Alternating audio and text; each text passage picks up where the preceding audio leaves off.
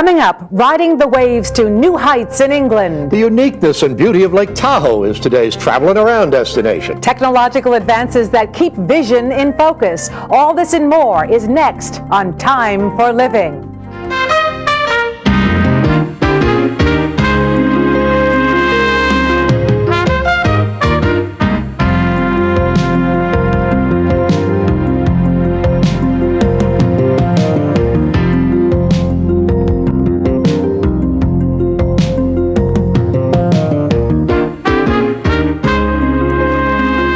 Hello and welcome to Time for Living. I'm Howard Nielsen.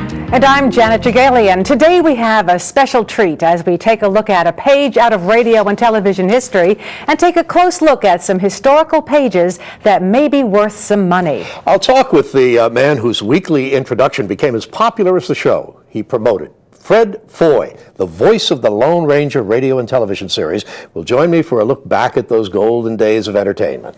And we'll talk with Brattle Bookshop owner Ken Gloss, the man who continues to carry on the historical family business while helping people find unknown treasures that may be laying around the house, in the attic or in the garage. And of course, we'll have our second effort salute, traveling around Medical Minute, and a whole lot more.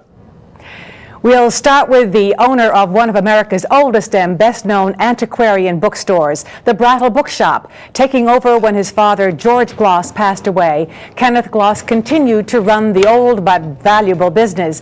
Obviously, Kenneth grew up around books in and around the store, and so instead of pursuing a doctorate in chemistry, he chose a life in literature. On any given day, he can find Kenneth Gloss helping customers in his shop or hard at work offering appraisals for Harvard University, the Fletcher School of Law and Diplomacy, and many others. Among his associations, he is a member of the Antiquarian Booksellers Association of America. Welcome to Time for Living, Ken. Thank you very much. Nice to have you here. Happy to be here. You know, it seems that with the advent of yard sales and garage sales, a lot of people started rummaging around in grandmother's attic and in the basement as well, and have come across different kinds of items that they have no idea whether they're of value or they just may throw on a table at a yard sale and give a rare book away for 50 cents. Well, that of course can happen. Of course, if you ask an expert to go through it and check, that can help. But of course, part of the fun of anyone who's a collector or so on, it's the hunt, it's the search, it's going to the yard sale, going to the flea market and finding that unusual and rare volume, finding a Declaration of Independence in the back of a frame or something of that What's type. the likelihood of that happening? Well, it's like hitting the lottery ticket. It's you've got about the same chance. But where you do have more of an advantage is if you're a collector and you know what you're going after, your knowledge gives you one leg up, right, as opposed to a lottery, which is strictly luck. Well, I think the majority of us are not collectors, so we need a little bit of help and assistance in this. If we go rummaging through the chests and whatever, and we come across a book that's dog-eared, is yellowed, that doesn't mean it's of value. Oh, no. And matter of fact, age in itself is probably not an indicator. Only books in the 1400s are valuable because of their age and only because of their age. And those are all probably in libraries somewhere, right? No, you can get them, you can buy them. Matter of fact, you can get pages from the 1400s for a relatively few $100s. You can spend millions if you want to, but no, those are all available, and you can get books right up through the 1600s, no problem. On the other hand, you might spend $1,000 to buy a first edition of one of Stephen King's early books. So it all depends on what you like and what you're interested in. And I would say if you go to a flea market and you buy a book, regardless what it's worth, if you enjoy it, it's probably it's valuable there. Is that how you start a collection of sorts? Most people, I think, start a collection from something they like, either an author that they enjoy, maybe through their profession. Maybe you're interested in the history of TV. Well, you can get early books on TV, and all of a sudden, next thing you know, you've got a collection. Or maybe someone likes model railroads. They have books on railroads. Next thing you know, they have books on architecture, landscaping, so they don't have to be old books, but oh no. But I was under the impression that to be a real collector, you have to go after first editions.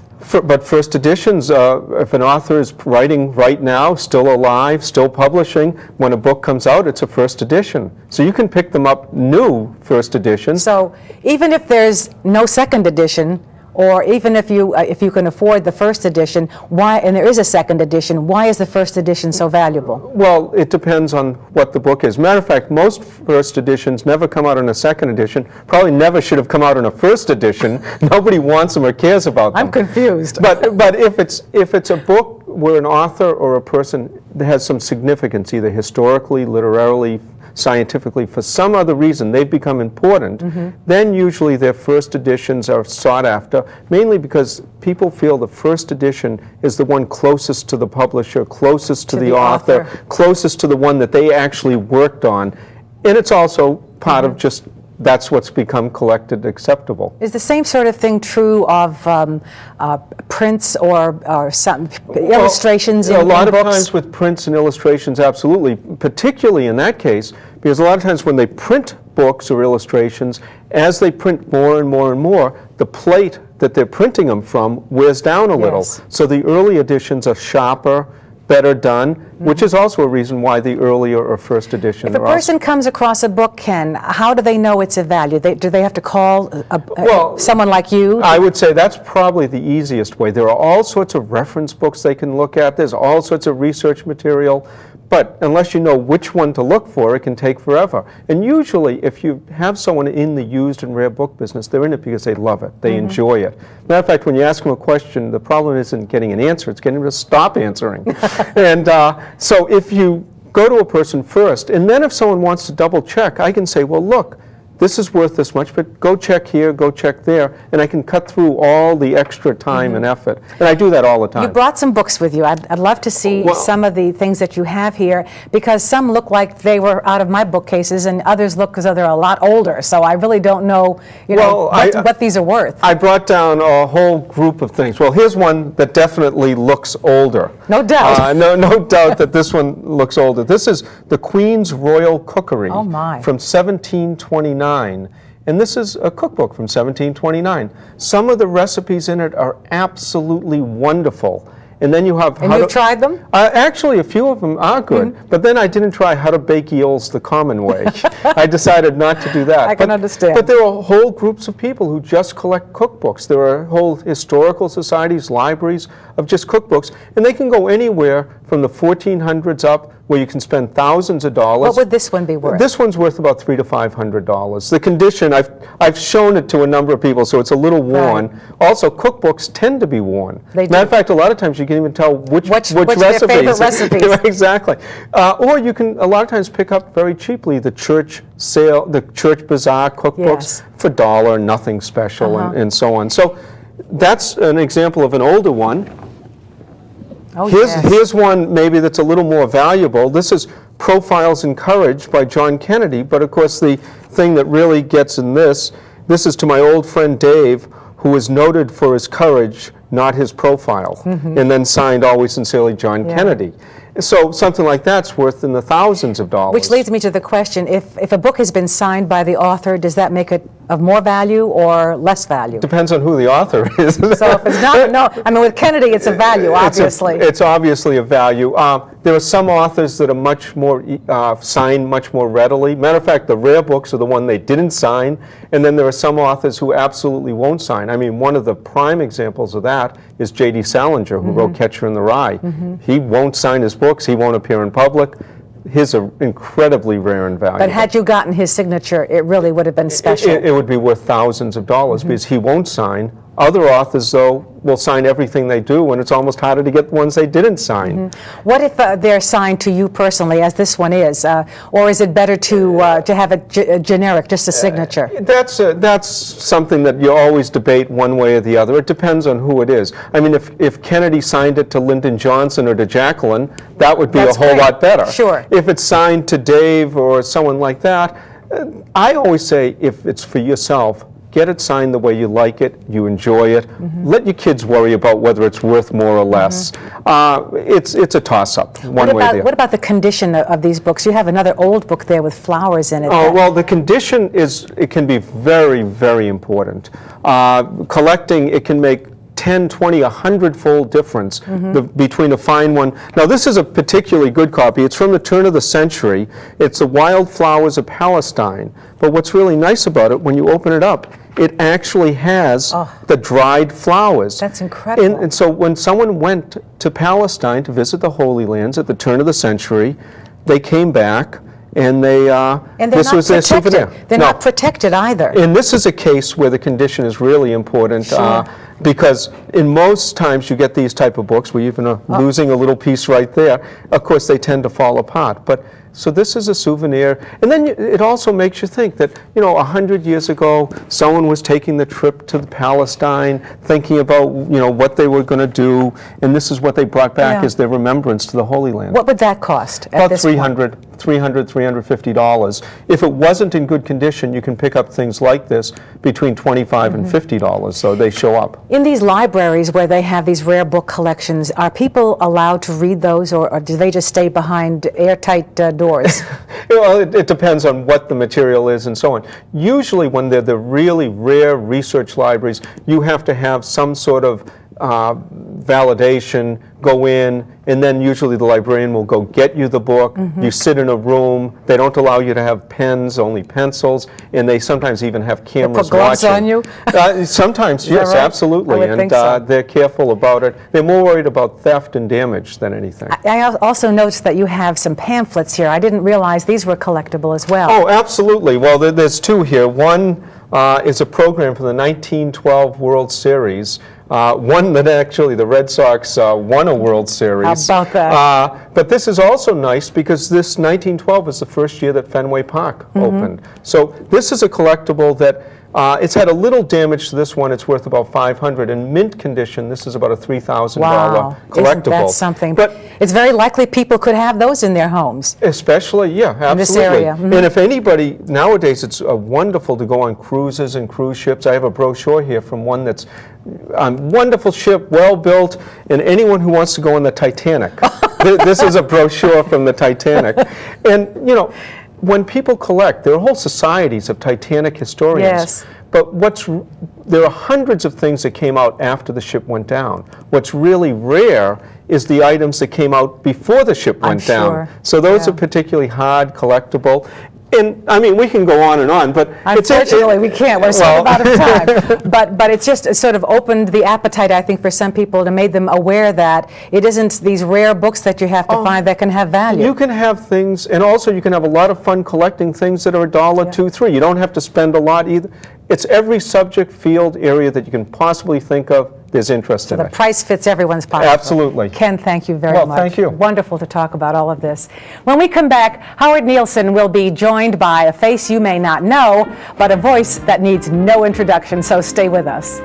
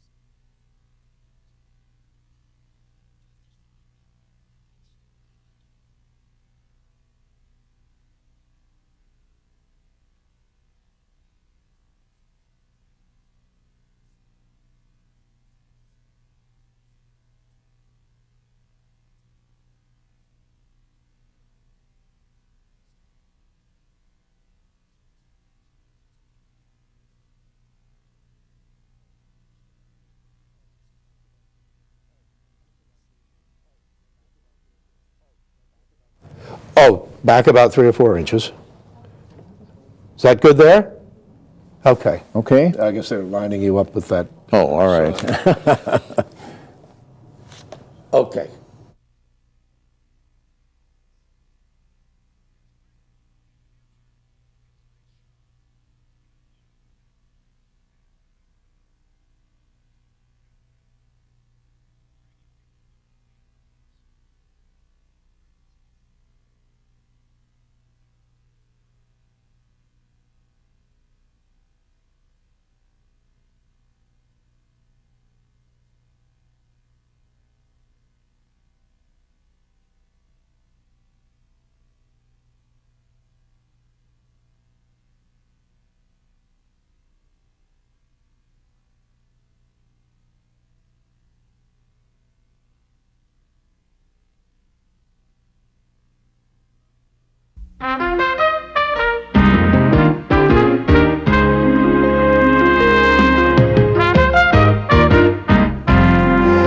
back to Time for Living. My guest today is a man of many voices, voices that are familiar to many of you around the country.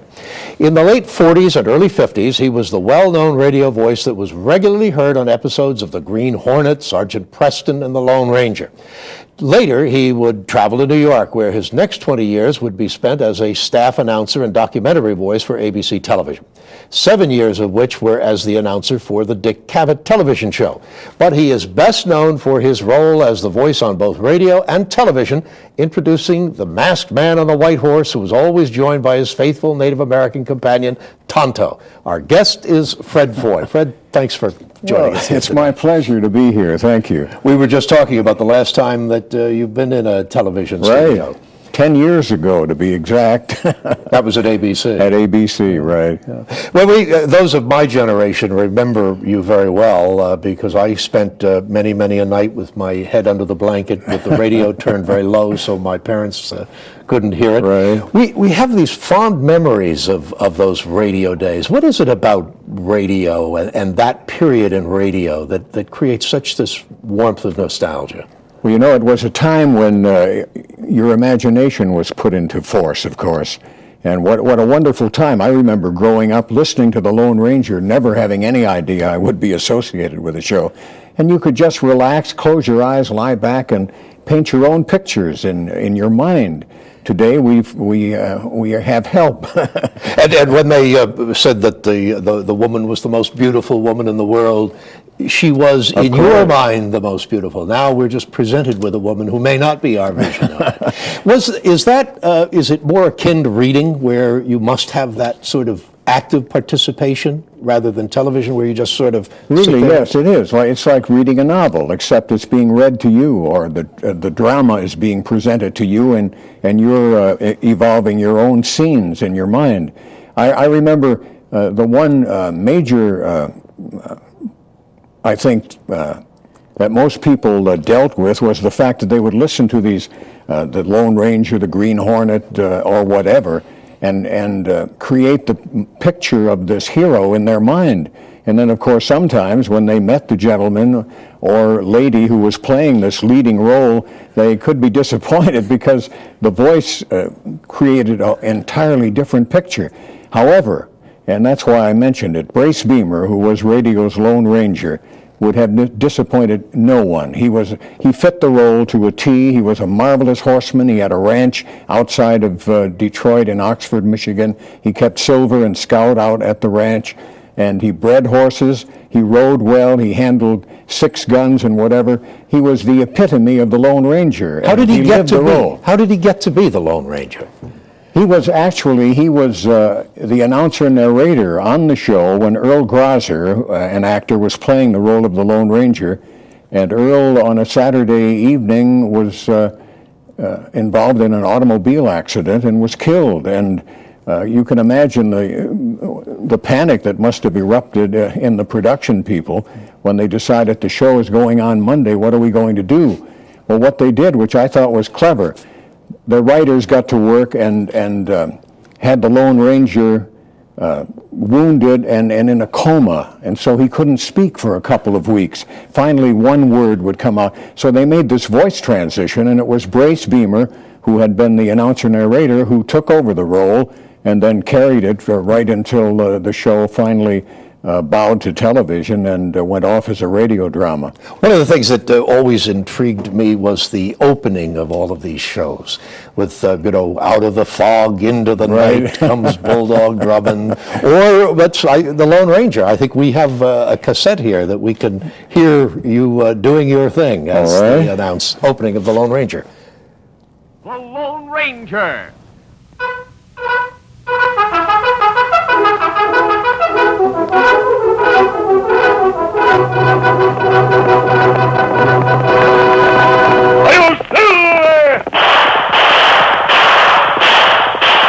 A fiery horse with the speed of light, a cloud of dust, and a haughty Hi-Yo Silver, the Lone Ranger.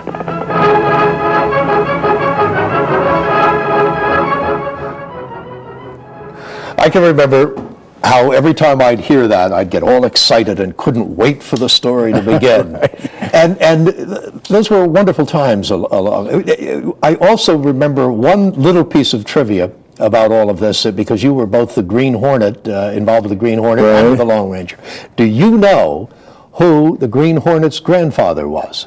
Well, yes, but I'll I'll bow to your. Well, I just remember one episode of The Lone Ranger where of the Green Hornet, where Brett Reed is standing in front of the fireplace and looks at this portrait and says, "Who's that?" And that's my grandfather. Well, his grandfather was Dan Reed, the Lone Ranger's nephew. Right. Do you remember that Tied it all episode? together. Oh, yes, right. That was it often like that? I mean, did they try to tie these shows together, or did they all stand independent of each other? They stood independently, except for that one instance where I guess because it was Britt Reed, they decided to work that situation in. But we had a marvelous, I must say, a marvelous group of actors. Actually, it was a little stock company who worked on all of the shows, and they were wonderful. When you think about it, all they had to use to create any of this character or any emotion was their voice. There was no picture. They couldn't be animated with the facial expression, and they were marvelous, as were all the actors in that wonderful radio era. Were many of them able to make the transition into television, or were they essentially radio actors? I mean, no, a lot of them did. Yeah. Oh, yes, indeed. Some of the actors that we had on the show made the transition to television, and also did some movie work in Hollywood.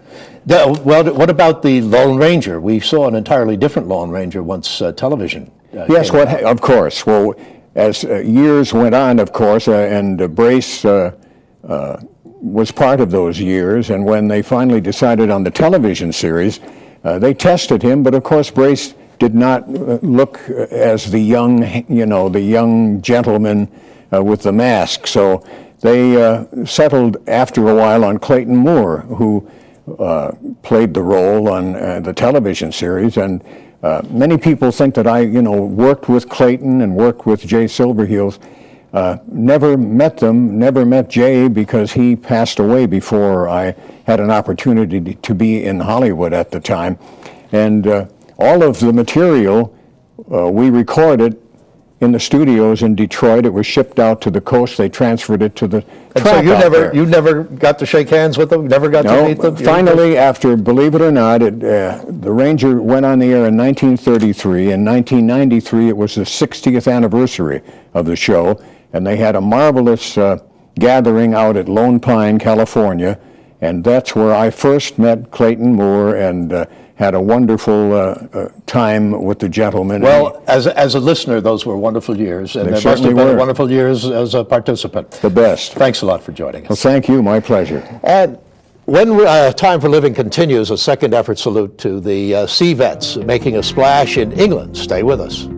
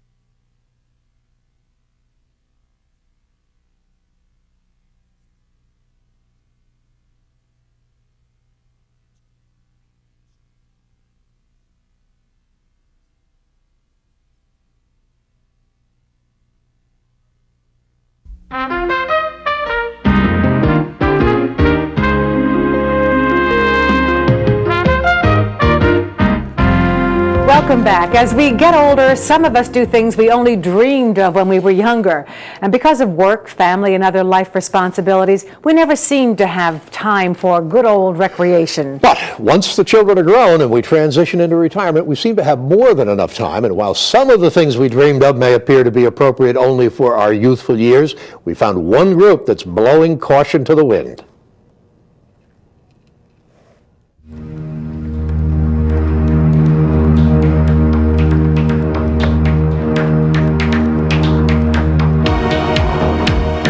On the waters of this man-made lake, not far from London, this group of windsurfers are braving England's autumn weather to enjoy their favorite sport.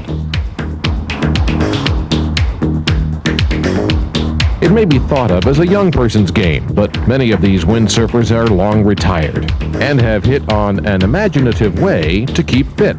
They're all members of the group called Sea Vets, an organization for older people who want to windsurf and are not letting their age get in their way. Sea Vets was founded about 8 years ago with half a dozen people, keen people on a beach in Hayling Island in the south of England. Now has a membership of over 400, and whereas they had one event in the early days, we now have 40 events this year, running from the very southern tip of England to Scotland and Wales. Sea Vets was originally founded by a director of research into aging as a way of promoting activity amongst the not-so-young and showing the not-so-young that they do not have to be housebound or chair-bound. We promote it as an easy and pleasant way of keeping mentally and physically alert, and everything we do raises some money and public awareness for the charity Research into Aging, which does the unglamorous work of trying to find out the causes of Alzheimer's, senile dementia, incontinence, and a number of other uncomfortable and unpleasant things that sometimes happen when you grow old.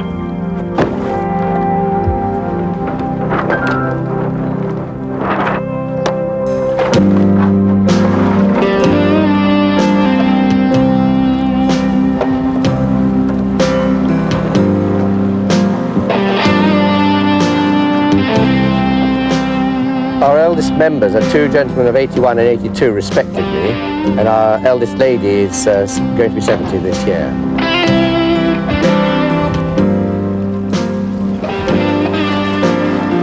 About 50 members are taking part today, and it takes about 3/4 of an hour to do the course. There isn't a lot of wind, and on parts of the lake there's very little wind, which makes it very difficult to get round some of the buoys. But I quite enjoy a steady, lightish wind. It's when the wind gets up I find it difficult. I've been windsurfing for 10 years and I'm 70 years old now. I race every Wednesday and Sunday throughout the summer and occasionally in the winter, and I come to the Sea Vets meetings when they're on a Saturday. Now, windsurfing might not be for everyone, but it's accepted medical wisdom that exercise of some sort keeps all of us fit, whatever our age.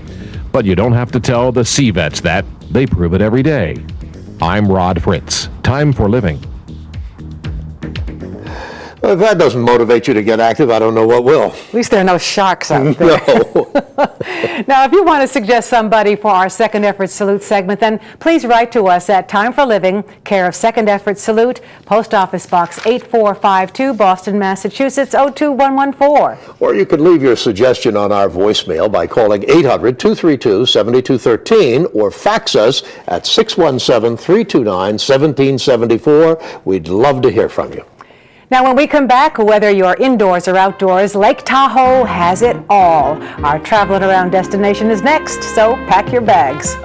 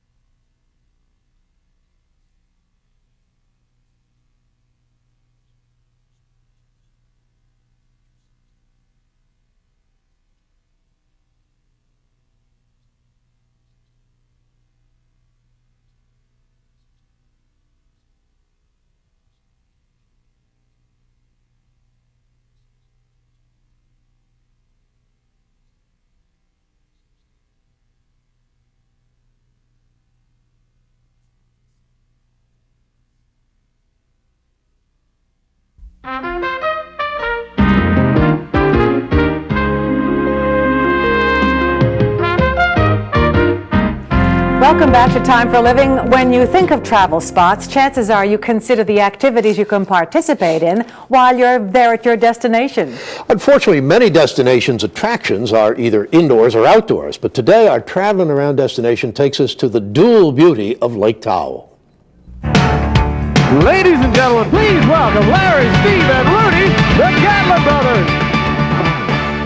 The lure of big-name entertainers packs them in at the South Lake Tahoe casinos of Harrah's, Harvey's, and Caesars. Then the machines and the table games take over with lures of their own. But casinos are only part of it. You'll have a great show inside the casino. You step out, you have another great show outside.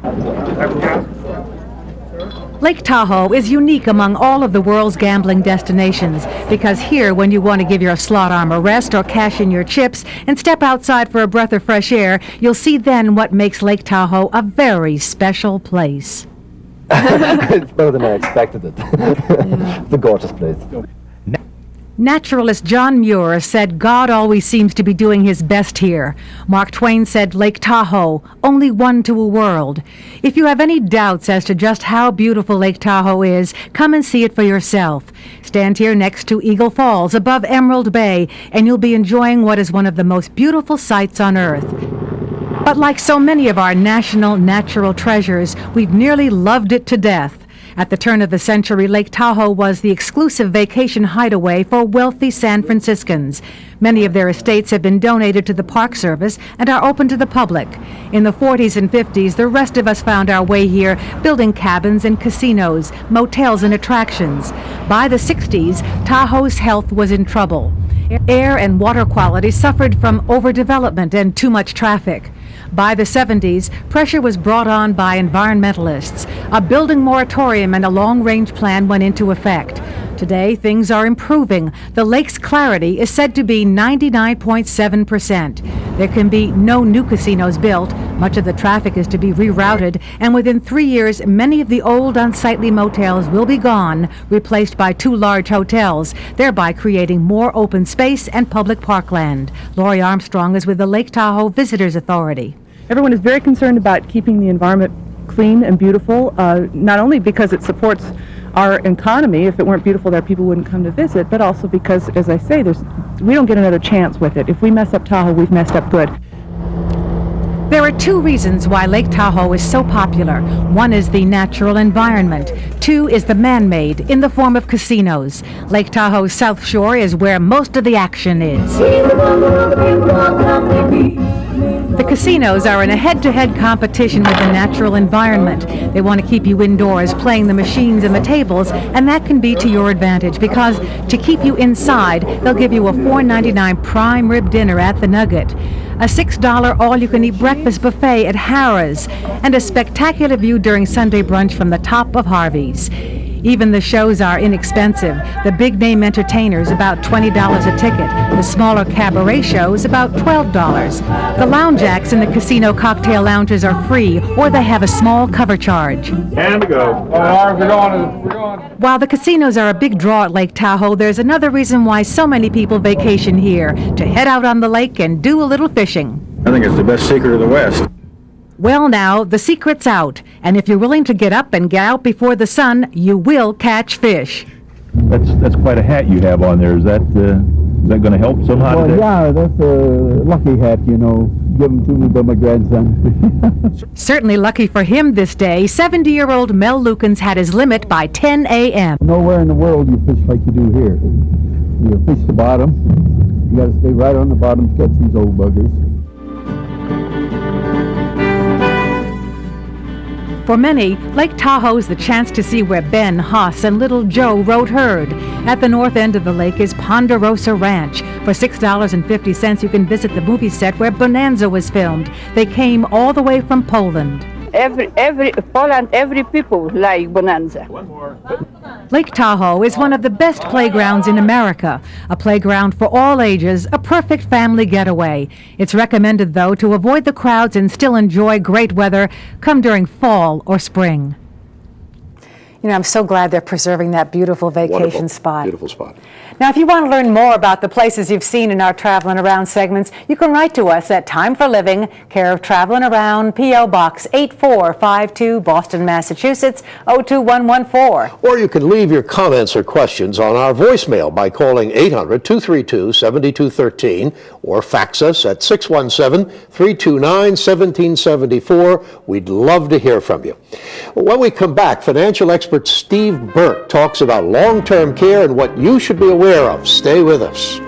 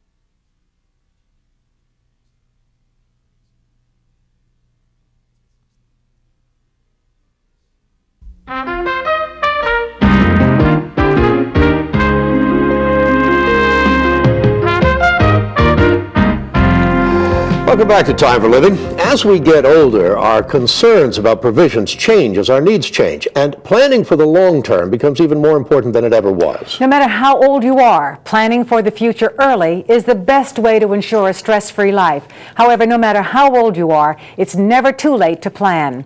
In today's Health, Finance, and More, Steve Burke has advice regarding long-term care. In a catastrophe waiting to happen, sadly, there's one out there for all of us to see. It's those people approaching retirement, in retirement, or with family members in those positions who think Medicare or Medicaid is going to take care of nursing home care if it's necessary in the years ahead. Unfortunately, that is not the way things will work out. Medicare may pay nursing home care if it calls for skilled care, and then only if it's approved. Beyond that, Medicare pays nothing beyond 100 days. So if a person is under care for longer than 3 months, there is no coverage.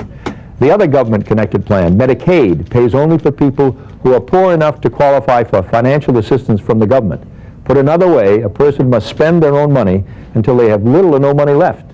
The irony is we live a lot longer than ever before, and that triggers a financial exposure which is unique to our society. And what is the financial exposure? Today it is called long-term care or nursing home experience. It is a strange dichotomy, long-lived, but as a result, expenses our ancestors rarely had to face because they didn't live to be 70, or amazingly 100. Like it or not, a great many of we experienced citizens will find ourselves in nursing homes or need care at home which few family members will be trained to provide. So comes the question, what are our options? We can fall back on Medicaid, which is a program for those with little or no assets, turn to our kids or other family members or friends, spend the money we have, hoping it will last, or develop a strategy to protect ourselves as well as spouses. In this last instance, we also would be helping our children who otherwise would be expected to somehow pay our long-term care bills. The problem itself is a very straightforward one. If you are unfortunate enough to find yourself in a nursing home, it will cost somewhere in the vicinity of $25,000 per year and up. Needless to say, that type of expense can devastate a retirement plan or assets which have taken a lifetime to build up. The simple solution is as straightforward as the problem. Transfer the risk to an insurance company, but carefully. You should shop for nursing home care. Don't just buy the first policy that is offered. The first policy may be the best one, But take the time to compare. Three companies are a fair sampling, but you can look at more if you like. Try to make a comparison chart for yourself which highlights those points which are important to you. As examples, you should compare the premiums, of course, but also, are there any surcharges for different premium schedules? Can the premiums be changed without your permission? Is the policy guaranteed renewable? What type of elimination periods are available? Do they reduce the cost appreciably? Are mental disorders such as Alzheimer's covered? Will there be coverage if you stay in your own or family member's home? Can family members or friends be compensated for taking care of you at home? Do pre-existing conditions eliminate or reduce coverage? Are all levels of care included in the plan? Skilled, intermediate, custodial? Are there reductions in the premium if you and your spouse purchase the same type of coverage? The most important question is, what are the exclusions? Finally, do not feel compelled to insure for the total amount of what you anticipate nursing home care will cost. As an example, if you feel that $25,000 per year will cover the bill at the nursing home of your choice, review that income which you may presently have from a pension plan, Social Security, or income from investments. Unless you need the income for a spouse or other financial commitments, it's sensible to subtract that income from the annual bill of the nursing home. $12,000 per year from Social Security could be applied to the $25,000 charge of the nursing home. This would mean you need only an additional $13,000 per year from a long-term care policy. This helps keep your premium lower. There are answers out there, and you have the talent to find them. This is Steve Burke, Time for Living. If you want to ask Steve Burke any questions, you can write to him at Time for Living, care of Health and Finance and More, P.O. Box 8452, Boston, Massachusetts, 02114. Or you can leave your comments or questions on our voicemail by calling 800-232-7213 or fax us at 617-329-1774. We'd love to hear from you. When Time for Living continues, how new technology is helping one author continue to write. Stay with us.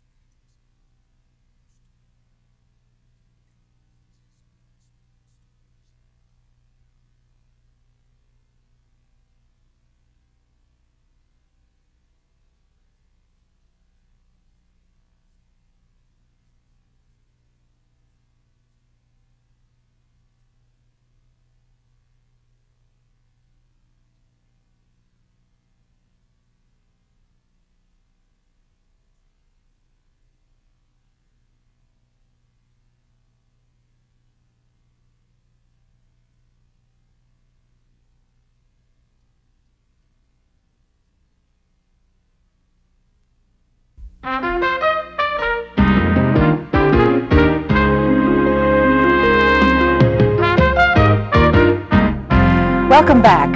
Low vision is a serious problem for older Americans. It can limit their independence and keep them from enjoying everyday pleasures. But advances in technology are helping people with low vision. Mary Norton has the story.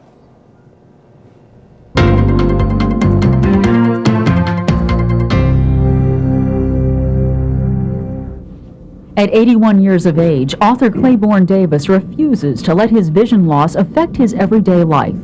When you can't see any more than just feel your way around, why, you can do one of two things. You can be sorry for yourself, or you can go ahead and do something about it if it's possible. That's just what Mr. Davis did. He purchased a reading machine and used it to make changes to his latest book, Demon Queller's Journey. You know, the first draft of something is not very good. And by the reading machine, I could get the impression of how it would sound and how it would, in a sense, look. And I could pick out errors.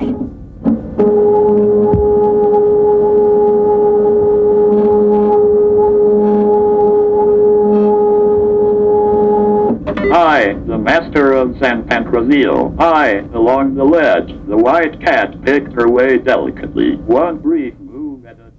It gives them the ability to participate again, to go and get a book out of the library and read it, to have friends give them books as gifts, something that the rest of us take for granted. The advances in assistive technology is playing a very important role for older persons with vision loss. It's helping them to maintain their independence, helping them to continue to work and be contributors as they have been in the community. The reading machine has added a sense of independence to Claiborne Davis's life. No question about it. And that's very important at my age. Because otherwise I would just simply say, oh gosh, I'm going to be 81. What is there left? Well, there's a lot left. I'm Mary Norton reporting. The machine is... For more information about advances in technology for the disabled, contact the Lighthouse for the Blind at 800-334-5497. It's now time for our Medical Minute with Dr. Alan Abrams. Today, Dr. Abrams talks about a topic that affects both the young and the not-so-young, driving. Dr. Alan Abrams has some tips on how you can make sure that not only you're safe, but those around you are safe as well. Careful driving is important in preventing driving accidents at any age. Many older adults depend on their cars to keep them in touch with the rest of the world and maintain their functional independence. Many of the experts are beginning to ask older adults to undergo careful scrutiny in order to maintain their driving privileges. For many, driving safely into the later years merely involves a willingness to modify one's driving practices. For others, medical, psychological, and social conditions necessitate that driving be curtailed. While it is not required in most states for physicians to report unsafe drivers at the current time, it may become a requirement in the future. There are several simple suggestions to avoid problems behind the wheel. 1. Have a regular detailed eye examination which highlights near and distant vision, peripheral and central vision, and contrast sensitivity. This will help assess your ability to see both under regular conditions and at night. 2. Avoid medications which might alter your attentiveness behind the wheel. 3. Have a fair and accurate assessment of your cognitive abilities, including memory, visual spatial perceptions, and organizational capacities. 4. Ensure that you are in physically adequate shape to undertake the rigors of driving. Of most importance is the range of motion in your neck and the dexterity of your hands and feet. If significant abnormalities are found, safe driving can only be maintained if they are corrected. Your physician should be of great assistance in organizing your assessment and helping you understand your driving competence. In many areas, there are special driving evaluation programs, often affiliated with rehabilitation centers, to help give you an unbiased opinion about your driving skills. Driving accidents account for a major component of the disability and death rates in all our communities. Please take your driving seriously, always wear a seatbelt, and continually monitor your own safety behind the wheel. This is Dr. Alan Abrams with your Medical Minute.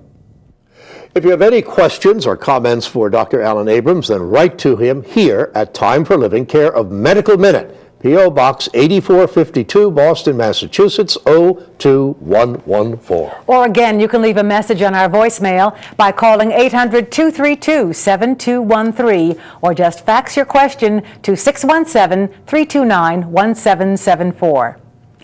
We'll have more Time for Living in just a moment.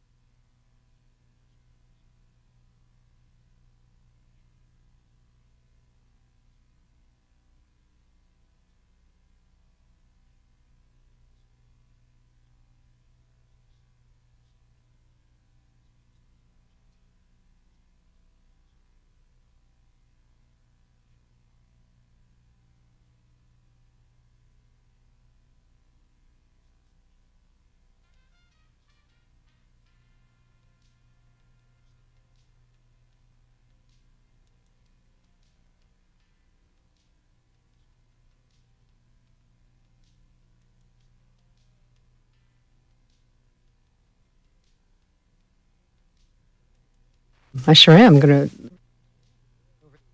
Thanks for joining us this week. Before we leave, we'd like to give you our address and phone numbers last time, so you can write or call us with your questions, comments, or suggestions, because this show is not only for you, it is about you. So please write to us at Time for Living, P.O. Box 8452, Boston, Massachusetts, 02114, or send a fax to 617-329-1774. If you don't feel like writing, you can leave a message on our voicemail at 800-232-7213. And so we hope you enjoyed today's show. We look forward to seeing you next week, and we'll certainly have more interesting people and places to introduce you to. Until then, remember, it's time for living. Take care now.